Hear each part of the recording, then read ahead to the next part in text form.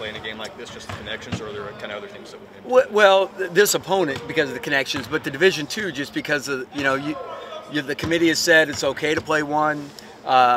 When you look at we would have gained how many RPI spots last year by not playing a game. You save a whole bunch of money.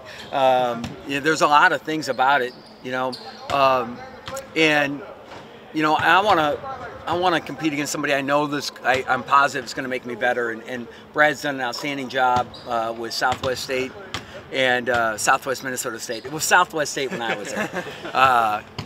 But it was, so you're going to get you're going to get a guy that's going to execute their stuff, execute a game plan, and you're going to have to earn victory. What kind of things did they do that you think could bother you guys? Well, they had the lead on us, a few years back, and I know we're not the same team, and neither are they, but at the same time, good or bad, but at the same time, his screen and roll stuff is good. He makes you guard slips. He makes you guard a lot of different actions that way, and so that's good for you, especially going into league play. And then defensively, he'll just scheme it up. I mean, they'll do little things. They'll cross on free throws. He's always trying to steal possessions or opportunities, so keeps you on your toes. What kind of things did you establish program-wise there that maybe helped translate that to here? I coached him for 4 years. That's, I thought that, when I left, Greg Steeman was one of my assistants. He took over for me, and then Brad took over for him. And anytime I think you keep it in the family, so to speak, there's a certain mentality. Brad's got his own brand of basketball, different from mine. His own ideas are different, but I think we're all grounded in the right thing. Give your chance, recruit the right kind of guys, give these guys a chance to win, coach them the right way, and good things will happen. Do you notice your guys, and I don't know, maybe you don't mind or you do mind, looking at what's going on in the Big Ten so far? Do you hear them talking about as their discussion? When I ask them, did you see this game, or did you see last night this team did that, or what happened? Most of them usually know. Yeah. So that's good. I like that. Now, do you want them to worry about things that truly don't matter? No. And that's our job to craft that message every day and craft the vision of what we can be, as we go on throughout this. So I want them focused on that, but I also want them paying attention. Okay. After they had a go ahead. You guys dropped out of the top 25 for doing nothing but winning the game, the only game you were able to play. Do you use that as motivation? Well, it motivates me. I don't. First of all, the guys can't control it, so it's. Why would you say anything to them that they, when they can't control it? So I just haven't said much to them. I would, if I wanted, I would go on a Twitter rant, but I've already done that a little bit. So our numbers are good when it comes to making the NCAA tournament. And that's what it means, and that's what's important. You've made the comment before that if you had any other school name on the front of your jersey, that's the rant I meant. Top 15 team. I guess. What do you think the reason is that you've done everything, maybe outside of a couple outliers, that you're supposed to do, and yet people are still reluctant to put you in that top 25 range?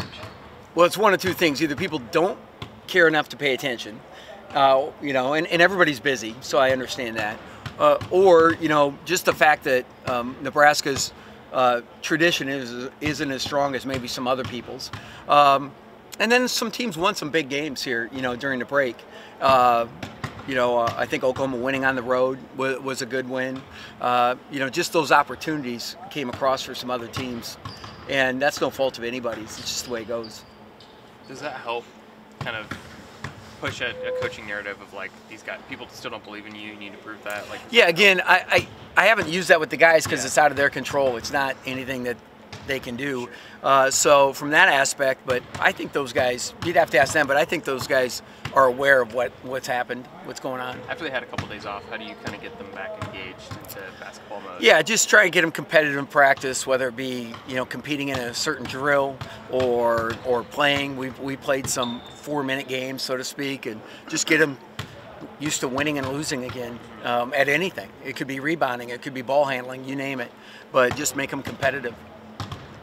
Everybody else? Tomorrow, you guys are 11-2 going into conference play. Do you allow yourself to look at that record and think about that and say, okay, here's the mark I want to be at, 15 games, 20 games? No, I think you have to be careful about the measuring stick type of approach, which is, okay, if we can win this many by this date, we'll be okay. Because you just always want to grow and develop and get better. And you never know, too, what's going to happen injury-wise or illness-wise. With basketball is an uneven product. We play Tuesday, Thursday, Sunday, Monday. It seems like football plays every Saturday. You get a more of an even product. With us, you're just constantly like a mechanic. Just trying to keep enough oil in this thing to keep going. That said, you guys healthy? Everybody aside? We're okay. Amir's out. We got some other aches and pains that we're still trying to identify at this point. So I got nothing for you. Concrete. Coach, what do you want to see from your team tomorrow specifically? I want to see us play well. I want to see us take away Southwest State's strengths. I think it's important we play sound defense, rebound the basketball, and then have a rhythm on offense, of course. Those two things are a marriage, and win the game. Speaking of Twitter, have you thought about tweeting at halftime again? Have you ever Nope. thought about bringing that back? Nope. Is that officially retired? I think it's officially retired, yeah. We didn't have a ceremony or anything like that, so. Why? Yeah, I just, I don't know why. I guess why I did it was kind of the same, like, why am I doing this, So I did it at because of my social media guy at Colorado State made me. Ben Schulich made me. Like, I think you should do this. It'd be really cool. Because Twitter was just kind of starting.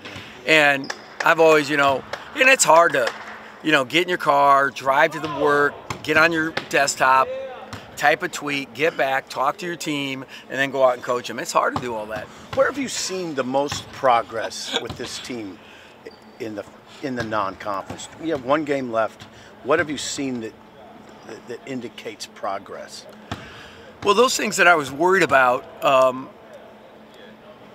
two things. One is our depth has improved, okay? So I was worried about our depth. I was worried about our rebounding. We've rebounded okay. But two, I think that we found a second gear, too, at times. That there's times we're going along and we'll get stronger as the game goes on. And I think that's always a good sign and gives you a lot of comfort and confidence as you go through a season. Is that the benefit of having veteran bodies? No doubt. Yeah, guys that know it. The thing about veteran guys is some days you're beating that tired old mule too, and so getting them, practicing or whatever it might be. There's a frustration there, but also there's great comfort in knowing that you could be in a game and these guys will respond at the right time. It's like being a jockey, man. Yeah. Yeah. Got it. For Coach.